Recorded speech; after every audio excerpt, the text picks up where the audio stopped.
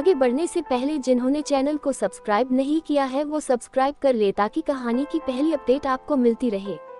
अब आगे बेइंतहा सफर इश्क का 11। कुछ देर यूं ही इंतजार में काटते जब वर्तिका को अरुण नहीं दिखा तो वह उसे पार्टी में खोजने लगी।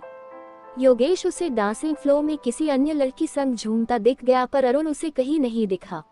वह काफी देर इधर उधर देखने के बाद जब उसे नहीं पाती तो भूमि भाभी के पास अरुण को पूछने चल देती है पर वह कहीं बहुत जल्दी जा रही थी। ये देख वर्तिका भी उनके पीछे पीछे चल देती है। वे मेंशन के पीछे के हिस्से में बने सर्वेंट क्वार्टर और मेंशन के बीच के हरे भरे मैदानी स्थान की ओर बहुत जल्दी जा रही थी। ये सब वर्तिका को अजीब लग रहा था पर वह जानती थी कि इस वक्त वे ही जानती होगी कि अरुण कहाँ है।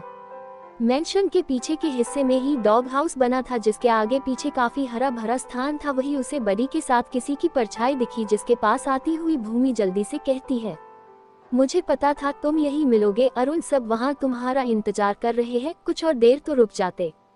अरुण बडी को बड़े प्यार से अपनी गोद में लिए उसे सहलाते हुए अपनी भाभी की ओर बिना देखे ही कह रहा था, आपको पता है भाभी की जितनी देर मैं वहाँ रहा वही मेरे लिए बहुत है। फिर भी अरुण वहाँ सभी को तुम्हारा इंतजार है। वे फिर जिद करती हुई कहती है, नहीं भाभी किसी को मेरा इंतजार नहीं है, सभी को अरुण दीवान का इंतजार है। सभी जैसे मुझे किसी बिकाऊ प्रोडक्ट की तरह देख रहे हैं। डैड चाहते हैं मैं उनके खास मेहमानों की बेटियों से मिलूं तो वर्तिका अपने भाई से मिलवाना चाहती है। सब कुछ न कुछ मुझसे चाहते हैं पर कोई नहीं जानना चाहता कि मैं क्या चाहता हूँ। मैं इन सबको रोक तो नहीं सकता पर थोड़ी देर के लिए इनसे दूर तो जा ही सकता हूँ न। एक उसकी भाभी ही थी जिनसे अरुण सीधे अपने मन की बात कह पाता था पर इस वक्त उसे पता नहीं था कि उनके पीछे खड़ी वर्तिका भी ये सब सुन रही है जिससे उसका चेहरा बस रुआसा हो आया था और आगे न सुनने के लिए वो तुरंत ही वहाँ से चली जाती है।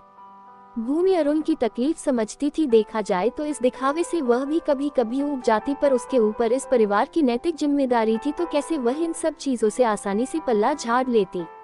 अरुण की बात सुनने के बाद अब उसका मन भी नहीं हुआ कि वह उसे आने को वह कहे पर तभी उसे उनकी ओर आता हुआ दीपांकर दिखा जो शायद भूमि को ही पूछते पूछते वहां आ पहुंचा था। वह जानती थी कि दीपांकर आकाश का खास आदमी है तो उसी का हुक्म के चलते वह अरुण के बारे में उससे पूछने आ रहा होगा। भूमि उसे देख चुकी थी फिर भी उसे अनदेखा करती अब थोड़ी तेज आवाज में अरुण से कहने लगती है, ये बात थी तो बताना था न, ऐसे बिना कहे चले आए तो सभी को फिक्र हो गई न। तुम्हारा हेडेक हो रहा है तब भी तुम पार्टी में आए, लेकिन अब मैं तुमसे कहती हूँ अब बिल्कुल भी पार्टी में आने की जरूरत नहीं है। अगर डैडी जी ये सुनते तो वे भी तुमसे यही कहते, चलो अब तुम कमरे में चलो मैं वही दवाई भिजवाती हूँ। कहती हुई भूमि जानकर दीपांकर की ओर बिना ध्यान दिए वापस चली गई पर वह अच्छे से जान चुकी थी कि जिस तक वह जो संदेश पहुँचाना चाहती थी वह उस तक पहुँचा चुकी थी।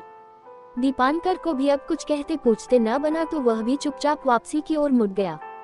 अरुण भाभी की बात भले ही न समझा हो पर उसे पता था कि भाभी ने जरूर एक बार फिर अपनी ममता की छाव से उसे बचा लिया होगा। वह कहीं और जाने के मूड में बिल्कुल नहीं था, उसे उस बेजुबान के संग ही अच्छा लग रहा था। अब वह उस घास के मैदान में बड़ी संग लेटा ऊपर उन्मुक्त आसमान निहारने लगा था। आज वहाँ का अंधेरा उसे उन कृत्रिम रोशनी से कहीं ज्यादा भला लग रहा था। कम से कम ये सच्चा तो था, बिल्कुल उसके मन की गहन गुफाओं सा। आज के दिन के लिए वर्तिका ने बहुत कुछ मन ही मन प्लान कर रखा था पर सब एक ही पल में पानी हो जाएगा ये उसने सोचा नहीं था। न मिलता उसके भैया से कम उसके साथ तो होता अरुण। अपने एज ग्रुप में भी जाने कितनी बड़ी बड़ी बातें वह अरुण को लेकर कर चुकी थी पर अब क्या कहती। वही लड़कियां उस पर हंसती। ये सोचती हुई वह पार्टी छोड़कर बाहर जाने ही वाली थी कि उसकी तरह एक अन्य लड़की उसे अकेला देख लहकती हुई उसके पास आती है। ओह डियर, कब से मैं अरुण को ढूंढ रही थी, सोचा तुम्हारे संग ही होगा पर तुम तो खुद ही अकेली खड़ी हो। अच मुंह से बेचारगी की आवाज निकालती हुई वह अपना ग्लास उसकी आंखों के सामने लहराती हुई कहती है। वर्तिका को जिस बात का डर था वही हुआ। वह जिन आंखों से बचकर निकलना चाहती थी वही उसे घूरने को तैयार हो गई। अब तक वह सभी को अरुण की गर्लफ्रेंड ही कहती आ रही थी पर जब इसे दिखाने का वक्त आया तो वह अकेली नजर आई। वर्तिका से उस लड़की से कुछ कहते न बना जबकि वह अपनी चढ़ी हुई आंखों से उसे अभी भी घूर रही थी। आखिर उसने भी औरों की तरह खुद को आज के दिन के लिए बहुत तैयार किया था पर अरुण ने तो एक नजर उनकी ओर देखा भी नहीं। तभी वेटर वहां से ड्रिंक लेकर गुजरा तो मारे गुस्से के वर्तिका उसे रोककर जिन के गिलास पर गिलास लंबे लंबे घूंट में खाली करने लगी। ये देखते वह लड़की हंसी उड़ाने के अंदाज में उसकी ओर अपनी आखिरी नजर फेंकती हुई अपनी स्लिट ड्रेस में भी भरसक तेज कदमों से वहां से चली गई। वर्तिका काफी हद तक नशा कर चुकी थी, फिर भी किसी तरह खुद को संभालती हुई बाहर की ओर निकलने लगी। वह बार बार चलती हुई लड़खड़ा जाती, फिर भी किसी तरह से वह पार्किंग की ओर पहुंच गई।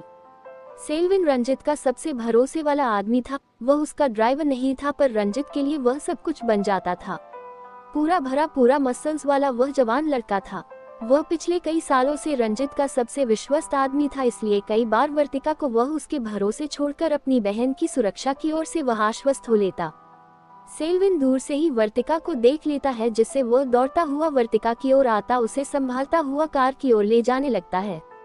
जिनका अत्यधिक नशा वर्तिका पर हावी था, जिससे चलती चलती वह बार बार वह अपना होश खो देती थी, लेकिन सेल्विन पूरे सलीके से उसे संभाले कार तक लाता, पीछे की सीट पर उसे लेटा देता है।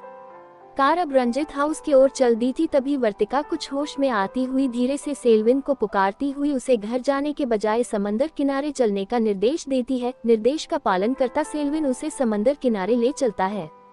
कुछ समय की ड्राइविंग के बाद वे समंदर किनारे किसी सुनसान स्थान पर कार रोकता है। वह धीरे से वर्तिका को पुकारता हुआ उसे पहुंचने की इत्तिला देता कार से उतरकर कुछ दूर खड़ा होता उसे उसका एकांत दे देता है।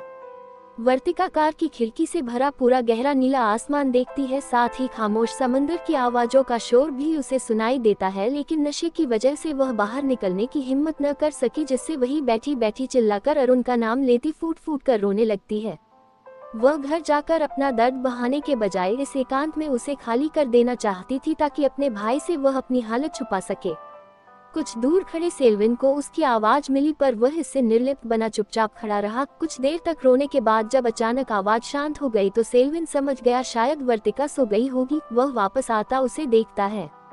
वह सच में सो चुकी थी। ये देखते वह तुरंत ड्राइविंग सीट पर बैठता कार रंजित हाउस की ओर मोड़ लेता है।